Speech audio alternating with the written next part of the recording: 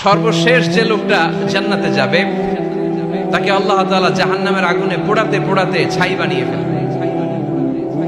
আল্লাহ বলবেন, জিব্রাইল যাও একটু দেখো, একটা মাত্র সেজদা দিয়েছে আমাকে, এরকম কাউরে পাওয়া যায় কিনা। বাটি চালান দিয়ে দেখো পাওয়া যায় কিনা।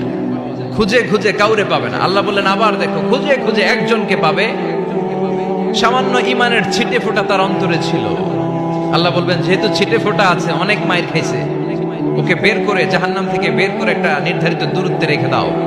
রেখে দেয়া হবে, কিন্তু জাহান্নামের আগুনের লেলিহান শিখাতে তার গা ঝলসে যাবে। সে আল্লাহর ডেকে বলবে, মাবুদ তোমার কাছে আমি কিছু চাই না,